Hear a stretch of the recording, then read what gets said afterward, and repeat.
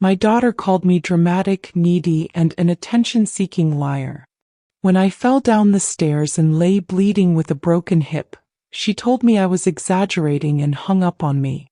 When burglars broke into my house at midnight, she said I was making it up for sympathy and turned off her phone. For 2 years, she treated every cry for help like a performance, every emergency like manipulation. But I wasn't performing and I wasn't lying. While she convinced herself I was just a lonely old woman desperate for attention, I was planning something that would teach her the difference between real emergencies and imagined ones. Starting with the night she'd scream my name and discover that sometimes, when you ignore someone long enough, they stop hearing you altogether. I raised Rebecca with fierce love and endless patience, pouring every ounce of my strength into giving her the childhood I'd never had. After her father walked out when she was 6, leaving us with nothing but debt and broken promises, I worked 3 jobs to keep our little house on Maple Street. I cleaned offices before dawn, worked the lunch shift at Romano's Diner, and babysat neighborhood kids in the evenings, all while making sure Rebecca never felt like she was missing anything important. I attended every parent-teacher conference, every school play, every soccer game where she scored goals, and I cheered loud enough to embarrass her. When she wanted to take dance lessons like her friends, I picked up extra shifts and drove her across town twice a week in my 15-year-old Honda that broke down more often than it ran. When she dreamed of going to college, I researched scholarships and financial aid programs, helping her fill out applications at our kitchen table while she complained about how long everything took. Those were beautiful years, despite the exhaustion that lived in my bones. Rebecca would come home from school bursting with stories about her day, showing me her art projects and test scores while I prepared dinner on the stove. We'd watch old movies together on Friday nights, sharing a bowl of popcorn and planning weekend adventures we couldn't afford but dreamed about anyway. She was proud of me then, telling her teachers that her mom worked really hard and was going to help her get to college someday. When Rebecca got accepted to State University with a partial scholarship, I sold my mother's engagement ring, the only valuable thing I owned, to help cover her dorm costs and textbooks. I told her it was the best investment I'd ever made, that watching her succeed would be worth every sacrifice. During her college years, she'd call home every Sunday, excited about her classes and new friends, grateful for everything I'd done to make her dreams possible. Rebecca graduated with honors, got a job at a marketing firm in the city, and married David Chin, a kind-hearted accountant whose family welcomed her with open arms. I was so proud watching her walk across that graduation stage, knowing that every sleepless night and skipped meal had led to this moment. For the first few years after her marriage, she'd visit regularly, bringing David to Sunday dinners where we'd laugh over old photo albums, and she'd thank me for never giving up on her education. "Mom, you're amazing," she'd say, hugging me tight after dinner. "I know how hard you worked for this, David, and I want to take care of you now."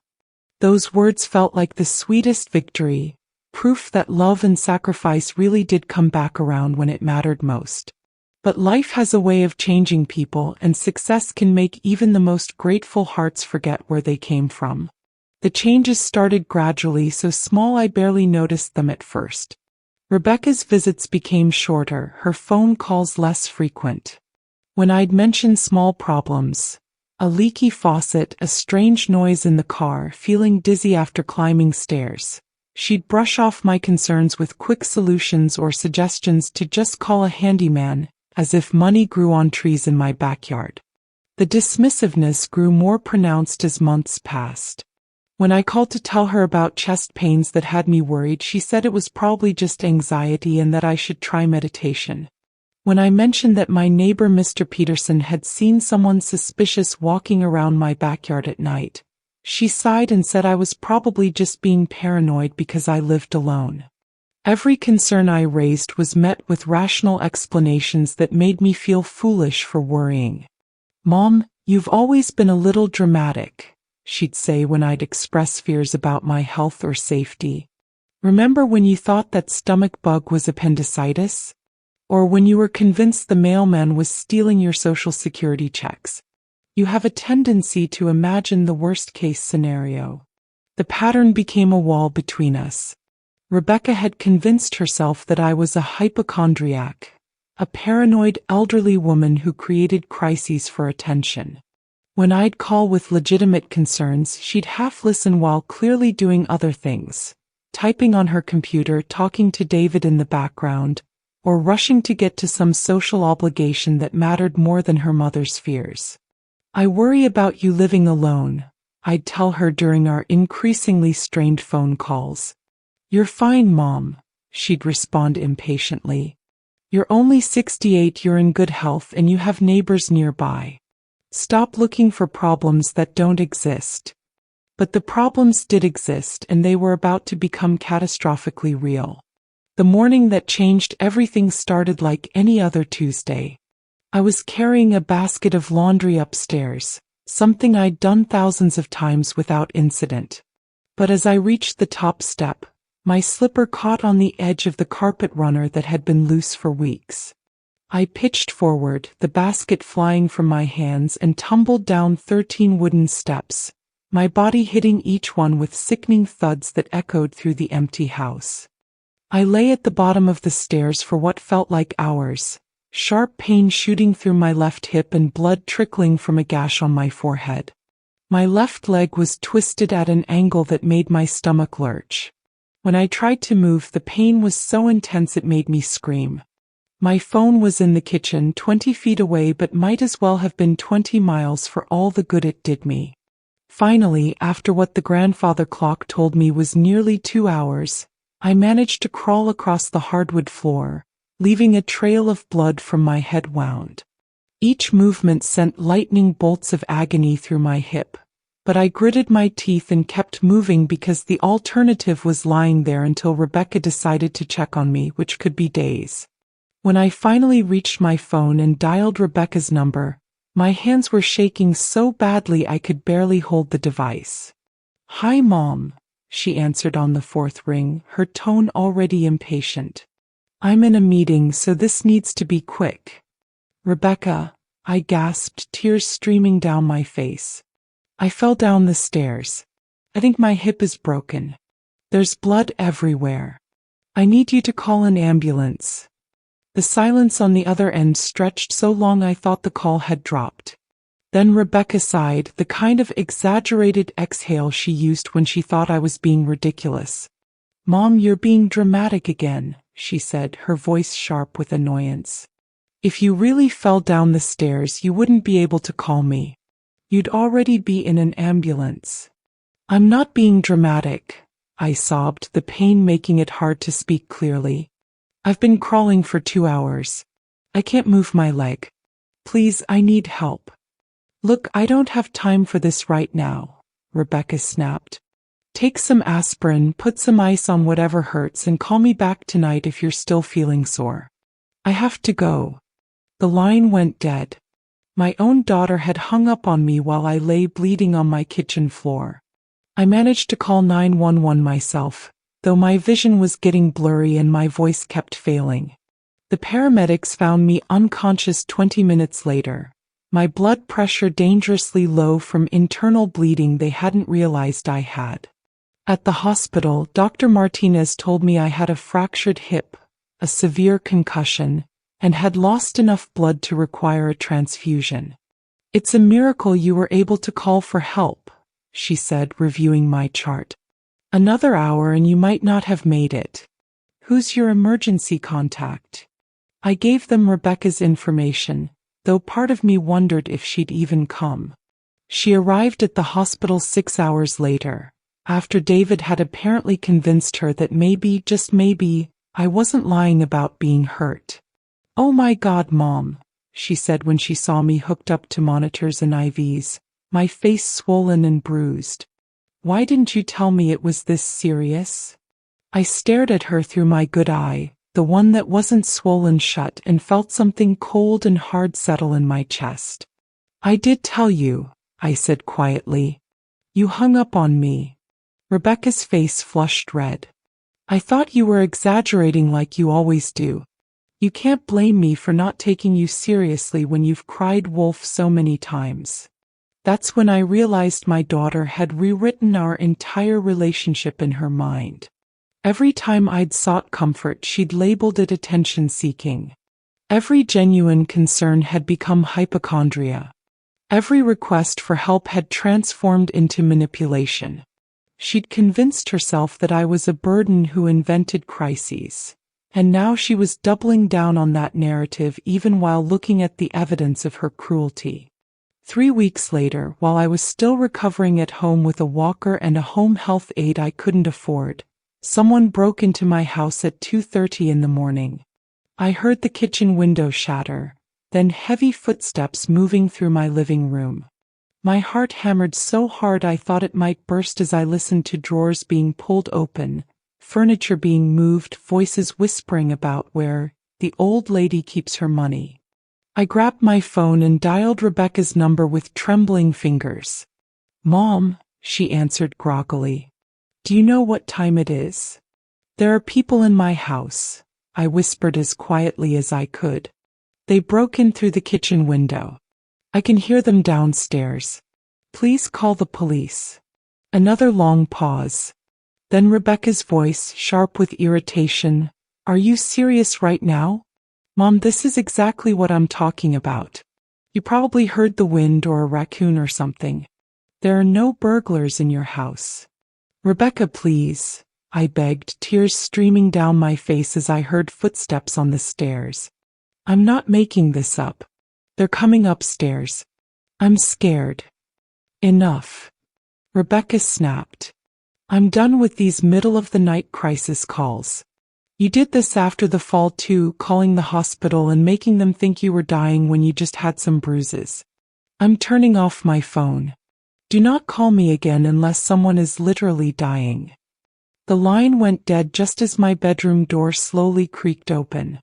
I never called Rebecca about what happened that night. The police found me the next morning after Mrs. Johnson from next door noticed my front door standing wide open. The burglars had taken everything of value: my television, my jewelry, the small amount of cash I kept for emergencies. But worse than the theft was what they'd done when they found me cowering in my bedroom. I spent another week in the hospital, this time with injuries that couldn't be explained away as accidents or exaggeration. Rebecca came to visit once, bringing flowers and guilt-ridden apologies, but I barely looked at her. When she asked what had happened, I just stared at the ceiling and said nothing. That's when I made my decision. Rebecca had taught me that my cries for help were meaningless, that my pain was performance, that my genuine terror was just manipulation. She'd hung up on me twice when I needed her most, and she'd made it clear that she'd do it again. So I decided to teach her a lesson about what real helplessness feels like. I started planning that day, lying in my hospital bed with broken ribs and fingerprint bruises on my throat, while my daughter sat beside me pretending to care. She wanted to believe I was a dramatic old woman who invented emergencies for attention. Fine. I'd show her what it looked like when someone really needed help and couldn't get it. Over the next 3 months, I methodically researched everything I needed to know. Rebecca had unknowingly given me all the tools I needed during our conversations over the years.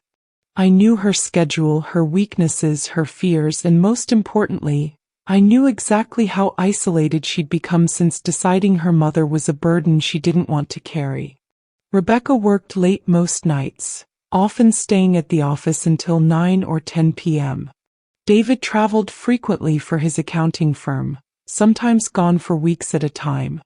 She'd complained about feeling lonely in their big house, about how the neighborhood was so new that she didn't really know any of her neighbors yet. She'd mentioned having trouble sleeping, taking prescription medications that made her groggy. She'd even laughed about how she always forgot to charge her phone, leaving it dead overnight because she was so exhausted by bedtime. All of these details had seemed like innocent conversation at the time. Now they became the foundation of my plan. I began with small moves that looked like ordinary problems. Rebecca's car started having mysterious trouble. Dead battery, flat tires, engine problems that mechanics couldn't quite identify. Her credit cards were mysteriously canceled due to suspicious activity. Her home security system developed glitches that left her house unprotected for hours at a time while repair technicians investigated problems that always seemed to happen when David was out of town. "Mom, the weirdest things keep happening," Rebecca complained during one of our now monthly phone calls. "My car keeps breaking down, my credit cards keep getting frozen, and my security system is completely unreliable. It's like everything is falling apart at once." "I'm sure it's just coincidence, dear," I said sweetly. "Sometimes these things happen in clusters. Maybe you should call a mechanic, or a bank representative, or a security company technician." I could practically hear her eyes rolling. "Yeah, I've called everyone. They all say there's nothing wrong, but then the problems keep happening. It's so frustrating." "Well, I'm sure you'll figure it out," I said, knowing she wouldn't because the problems weren't random at all. They were carefully orchestrated to make her feel vulnerable, confused, and increasingly isolated. The next phase involved her friends and support network. Rebecca had always been proud of her wide social circle, but she'd complained recently about how busy everyone was, how hard it was to maintain friendships when everyone had demanding careers and families. She'd mentioned feeling like people only called when they needed something, that real friendship was becoming rare in her social circles. I began making anonymous calls to her friends, her coworkers, her book club members. Sometimes I pretended to be a debt collector looking for Rebecca Chin, suggesting she owed money for unpaid bills. Other times I called as a concerned neighbor reporting strange activity at her address. I spread rumors that Rebecca was having financial problems, marital issues, drinking problems, anything that would make people distance themselves from potential drama. Within weeks, Rebecca's invitations dried up. Friends stopped calling. Co-workers became politely distant. Her book club found reasons to meet without her. She began calling me more frequently, confused and hurt by how quickly her social support had evaporated. "I don't understand what's happening," she said during one particularly tearful call. "It's like everyone in my life just disappeared overnight. Sarah won't return my calls, Jennifer canceled our lunch plans 3 times, and even my book club hasn't invited me to the last 2 meetings." "That's strange," I agreed, injecting just the right amount of concern into my voice. "Maybe they're all just busy with their own lives. You know how people can be." "But it's everyone, Mom. It's not normal for every single person in my social circle to suddenly become unavailable. Something is going on, but I can't figure out what." "I'm sure it will work itself out, dear," I said. "These things usually do." But it wouldn't work itself out because I wasn't finished yet. Rebecca was beginning to feel isolated and vulnerable, just like I had felt when she'd abandoned me in my moments of greatest need. But she still had her job, her marriage, her sense of security. I was about to take those away too. The workplace campaign was particularly satisfying. Rebecca had always been proud of her position at the marketing firm, boasting about her client relationships and creative campaigns. She'd worked hard to build her reputation, just like I'd worked hard to build the life she'd carelessly dismissed. I started by creating fake email accounts and social media profiles, then began leaving negative reviews about Rebecca's work on professional websites. I posed as dissatisfied clients, complaining about missed deadlines, poor communication, and unprofessional behavior. I sent anonymous tips to her boss about Rebecca's drinking problem and erratic behavior, backing up the claims with carefully doctored photos and fabricated witness accounts. The beauty of the plan was that Rebecca's recent personal problems, the car troubles, the social isolation, the stress, had already made her seem unreliable at work. When her boss started getting complaints about her performance, it seemed to confirm what he was already observing. an employee who was increasingly distracted, frequently late due to transportation issues, and socially disconnected from her colleagues. "Mom, I think I'm going to lose my job," Rebecca sobbed during a call in late November. "My boss called me into his office today and said he's been getting complaints about my work. But I haven't done anything wrong. The complaints don't even make sense. One client said I missed a meeting that I never scheduled. Another said I was drunk during a presentation when I don't even drink." "That does sound very strange," I said, keeping my voice carefully neutral. "Have you talked to the clients directly?" "I tried, but they won't take my calls. And when I asked my boss for specifics about the complaints, he said they were confidential. It's like everyone has turned against me overnight, and I don't know why." I let her cry for a few minutes before offering the same type of dismissive comfort she'd given me so many times. "I'm sure it's just a misunderstanding, Rebecca. Maybe you're being a little paranoid. Sometimes when we're stressed, we imagine that things are worse than they really are." The irony wasn't lost on me. Now I was the one suggesting she was overreacting, that her problems weren't as serious as she thought. But unlike her dismissive comfort, mine came with a sharp edge of justice. By December, Rebecca had been placed on probation at work.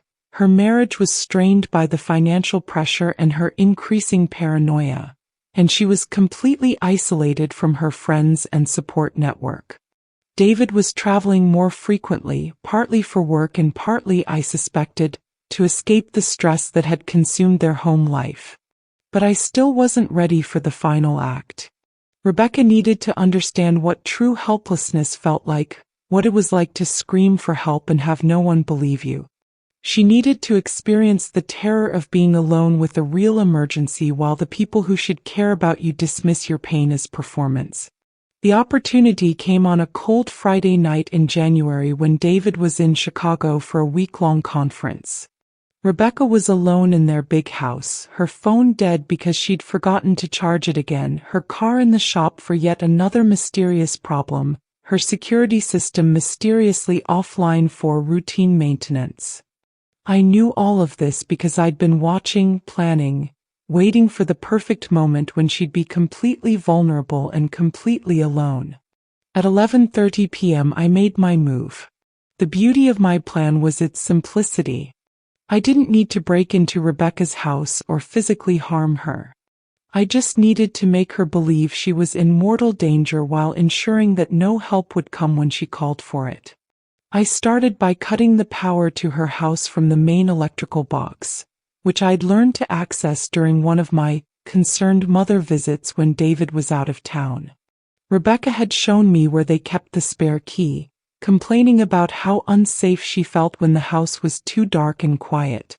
Then I began the psychological campaign that would break her completely. First came the sounds. Footsteps in the yard, rattling of door handles, scratching at windows. I used a portable speaker to project these noises from different locations around her property, moving quietly through the darkness while she cowered inside, trying to figure out where the threats were coming from. "Hello." Rebecca's voice called out from inside the house, trembling with fear. "Is someone out there?" I smiled in the darkness and moved to the next window, where I played the sound of breaking glass followed by heavy footsteps.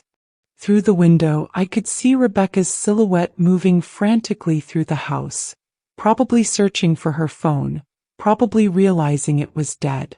The landline had been disconnected during the routine maintenance I'd arranged through a phone company employee I'd befriended. Her security system was offline. Her neighbors were too far away to hear her if she screamed. And even if she somehow managed to call for help, I'd already made sure that any call she made would be dismissed as another one of her dramatic episodes. For 2 hours, I tormented her with sounds that made her think intruders were trying to break in. I played recordings of men's voices discussing how to get the woman inside. I simulated the sound of doors and windows being forced open. I made her believe that she was moments away from being attacked by people who meant her serious harm. Through the windows, I watched Rebecca's panic escalate from concern to fear to absolute terror. She barricaded herself in her bedroom, pushing furniture against the door. She tried to call 911 on her dead phone again and again. She screamed for help until her voice was hoarse, but no one came because no one could hear her. At 2:15 a.m., I played my final card. Using the portable speaker positioned right outside her bedroom window, I projected the sound of men's voices planning to break down the door and finish what we started with the old lady. Rebecca's scream of pure terror was so loud I heard it clearly through the walls of her house. She was sobbing, hyperventilating, completely broken by fear and helplessness. For the first time in her life, she understood what it felt like to need help desperately and have nowhere to turn. That's when I went home and called her house number, knowing she'd try to answer even though the line was dead. The next morning, David found Rebecca catatonic in her bedroom, surrounded by furniture she'd used to barricade the door, her fingernails bloody from clawing at the windows in her desperation to escape. She was hospitalized for severe anxiety and psychological trauma, unable to speak coherently about what had happened. When she finally called me from the hospital 3 days later, her voice was small and broken. "Mom," she whispered, barely audible through the phone. "Something terrible happened. People tried to break into my house. They said things about an old lady. I think they were the same ones who hurt you. I called for help but no one came. No one believed me." I let the silence stretch before responding, my voice perfectly calm and caring. "Oh honey, that sounds terrifying. But are you sure it really happened? You've been under so much stress lately with work and David traveling. Sometimes when we're anxious, our minds can play tricks on us." The sharp intake of breath on the other end told me she understood exactly what I was doing. "I'm not making this up," she said, her voice gaining strength. "It really happened.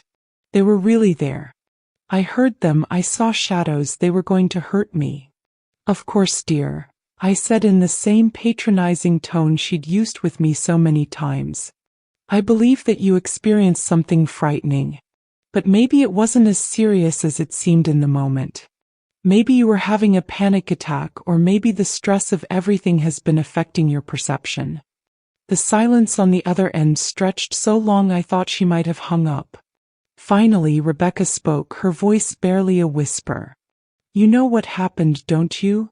I didn't answer directly. Instead, I said, "I think you should rest, Rebecca. Get some sleep. Sometimes things seem much worse than they really are when we're tired and stressed. Call me tomorrow if you're still feeling scared."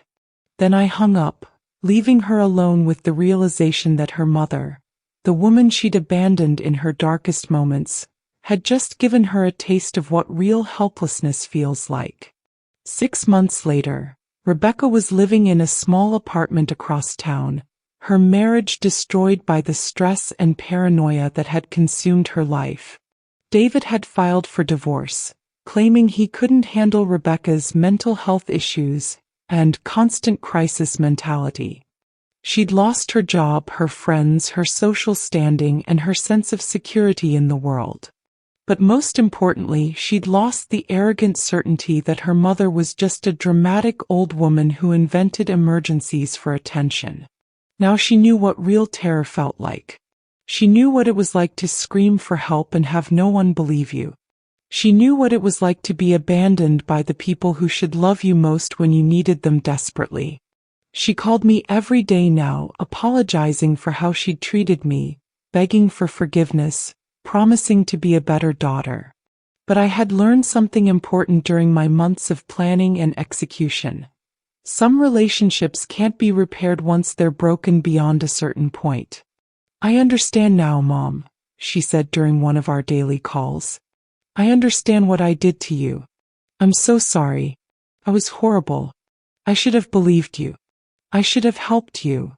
"I know you're sorry, dear," I said gently. "And I forgive you. But forgiveness doesn't erase consequences. You taught me that my pain didn't matter, that my fear was performance, that my cries for help were just manipulation. Those lessons can't be unlearned. But I want to make it right, she pleaded. I want to take care of you now. I want to be the daughter you deserved. That's very sweet, I replied. But I've learned to take care of myself. I've learned that the only person I can really count on is me. You taught me that lesson very thoroughly. Rebecca had finally learned the difference between real emergencies and imagined ones, between genuine cries for help and attention-seeking behavior. But the education had come at a price she'd never finish paying. The knowledge that when she'd needed her mother most, I'd given her exactly the same comfort and support she'd given me. Now when Rebecca calls me in the middle of the night, scared and alone and desperate for someone to believe her pain is real, I listen patiently to her fears and then offer the same dismissive comfort she'd perfected. I'm sure it's not as bad as it seems, dear. Try to get some sleep. These things usually work themselves out. And when she hangs up the phone, crying and defeated, I smile in the darkness because sometimes the best revenge is giving someone exactly what they gave you. Served cold, measured precisely, and delivered with the same loving tone they used when they taught you that your pain didn't matter enough to interrupt their day.